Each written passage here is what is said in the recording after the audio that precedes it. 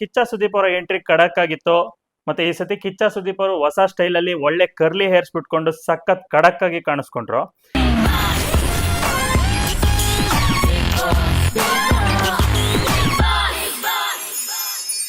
ಮತ್ತೆ ಮೇನ್ ಆಗಿ big boss ಅಲ್ಲಿ ಬರೋ ಪ್ರೋಮೋಗೆ ಈ ವರ್ಷ ಪ್ರತಿ ವರ್ಷನೂ ಒಂದು ಸಾಂಗ್ ಇರುತ್ತೆ. ಏನ್ ಹೇಳಿ, ಹೊರಗಡೆಯಿಂದ ಅರಮನೆ, ಒಳಗಡೆಯಿಂದ ಸೆರೆಮನೆ ಅಂತ. ಅದಕ್ಕೆ ಈ ವರ್ಷ ಪಕ್ಕ ಅರ್ಥ ಸಿಕ್ಕಿದೆ ಅಂತ ಹೇಳ್ತೀನಿ. ಯಾಕಂದ್ರೆ ಗಾರ್ಡನ್ ಅಲ್ಲಿ ನಿಂತ್ಕೊಂಡು ನೋಡಿದಾಗ ಬಿಗ್ ಬಾಸ್ ಮನೆ ಪಕ್ಕ ಮೈಸೂರು ಅರಮನೆ ತರನೇ ಕಾಣಿಸುತ್ತೆ. ಮತ್ತೆ ಒಳಗಡೆ ಹೋದಾಗ ಒಳ್ಳೆ ರಾಯಲ್ ಲುಕ್ಸ್ ಜೊತೆಗೆ ಸೆರೆಮನೆ ತರನೇ ಕಾಣಿಸುತ್ತೆ.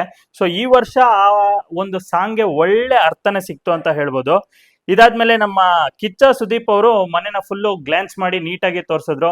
ಮತ್ತೆ ಈ ಬಾರಿ ನಮ್ಮ ಬಿಗ್ ಬಾಸ್ ಅಲ್ಲಿ ಕನ್ನಡ ಸಂಪ್ರದಾಯನ ಎತ್ತಿ ತೋರಿಸೋ ಎಲ್ಲಾ ಲಕ್ಷಣಗಳು ಎತ್ತು ಕಾಣ್ತಾ ಇದೆ. ಮತ್ತೆ ಎಂಟ್ರಿ ಕೂಡ ನೋಡ್ಬೋದು ನೀವು, ಎಲ್ಲಾ ಕಲಾ ತಂಡಗಳೊಟ್ಟಿಗೆ ನಮ್ಮ ಕಿಚ್ಚ ಸುದೀಪ್ ಅವರು ಎಂಟ್ರಿ ಕೊಟ್ಟಿದ್ದು.